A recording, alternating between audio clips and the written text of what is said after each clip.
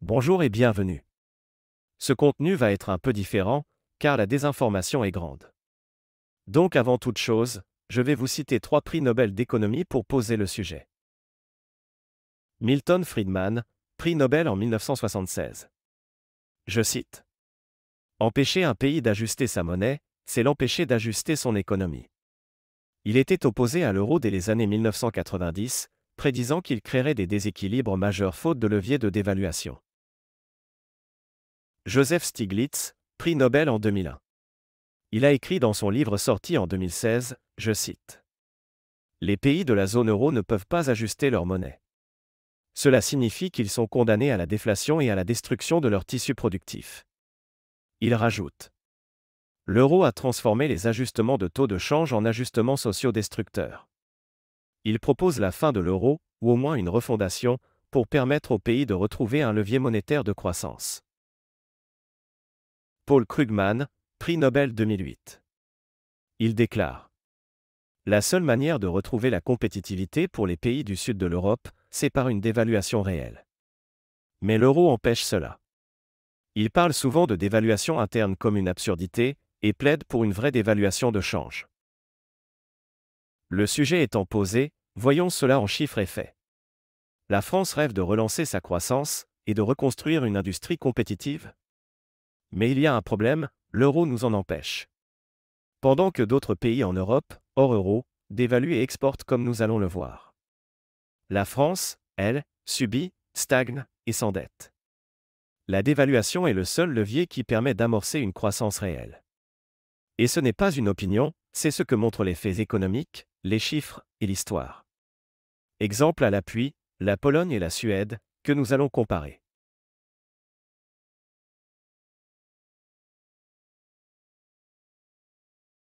Dévaluer, c'est baisser artificiellement le taux de change d'une monnaie nationale. Les conséquences mécaniques sont que les exportations deviennent moins chères, soit un gain de compétitivité. Les importations deviennent plus chères certes, mais cela crée un rééquilibrage commercial. L'économie locale est recentrée sur la production nationale, d'où l'effet magique sur l'industrialisation et les emplois. Effet multiplicateur sur le PIB selon le FMI. 1% de dévaluation génère entre 0,4% et 1% de croissance. L'industrie est boostée. Les entreprises locales voient leur demande augmenter à l'export. Les salaires réels baissent un peu, mais l'emploi industriel progresse. L'État relance la croissance sans augmenter la dette, grâce à l'effet devise.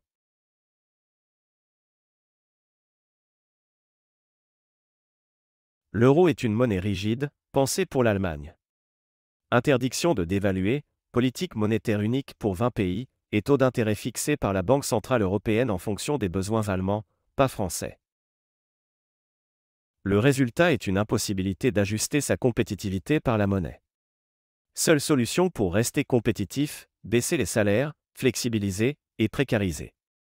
Et donc, désindustrialisation, faillite, fuite des capitaux, chômage et dette publique.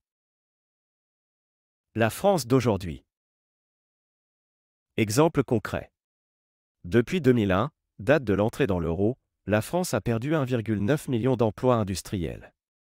En 2023, la France ne représente plus que 9% de la production industrielle de la zone euro contre 14% en 2000.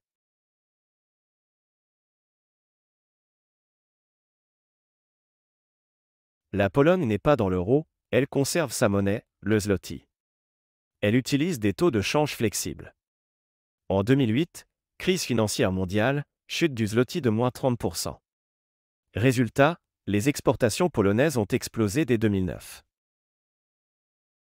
Les chiffres clés. Croissance du PIB Pologne en 2009, plus 2,8%. France, moins 2,9%.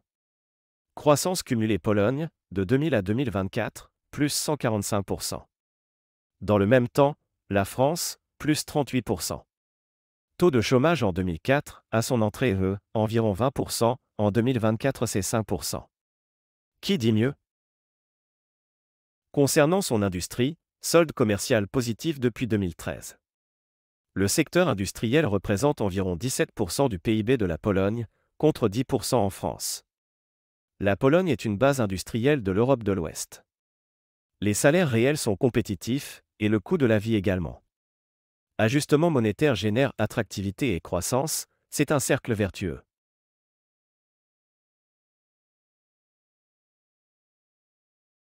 La Suède a refusé l'euro en 2003 par référendum. Et cela a été respecté, ce n'est pas l'État français. Elle conserve la couronne suédoise. En 2022-2024, la couronne suédoise se déprécie fortement face à l'euro. Moins 15% entre 2021 et 2024. Résultat ? Boom des exportations suédoises, plus 13% en 2023. Une compétitivité retrouvée malgré l'inflation. Son industrie pèse 20% du PIB, contre 10% en France. Cela, grâce à sa politique monétaire autonome. Exemple d'ajustement intelligent. 2008 à 2009, crise financière mondiale, la Banque centrale suédoise baisse les taux et laisse la couronne chuter.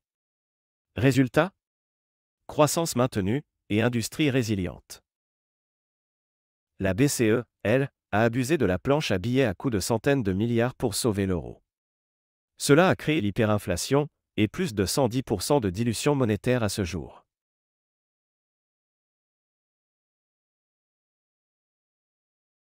La France est dans l'euro, donc impossible de dévaluer. En conséquence, l'industrie est détruite. 40% des usines ont fermé depuis 1980. Des millions d'emplois délocalisés dans le textile, la pharma et l'automobile. La balance commerciale 2022, moins 164 milliards d'euros, c'est un record historique. L'euro est surévalué pour la France. D'après les calculs de Natixis, 1 euro à 1 dollar correspond à 1 euro réel à 1,20 $ pour la France. L'industrie française perd 20% de compétitivité par rapport à son niveau naturel.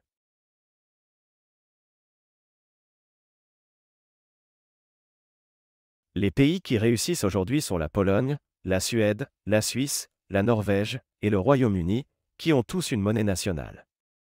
Ceux dont l'euro sont désindustrialisés, sous dépendance de la BCE, et incapables de relancer la croissance. Cela inclut l'Allemagne. La France est coincée par une monnaie forte qui ne lui convient pas. Seule une sortie de l'euro permettrait une dévaluation ciblée, un redémarrage industriel et une croissance solide sans dette publique massive. Pour casser un mythe, si la France sort de l'euro, il n'y a plus d'euro. Tous les pays retrouvent leur monnaie nationale. Donc pas de cataclysme et des accords bilatéraux, comme avant. Merci d'avoir suivi ce décryptage. Abonnez-vous à la chaîne L'économie sans filtre pour d'autres analyses claires, sourcées et chiffrées. Et surtout, restez informés. À très bientôt.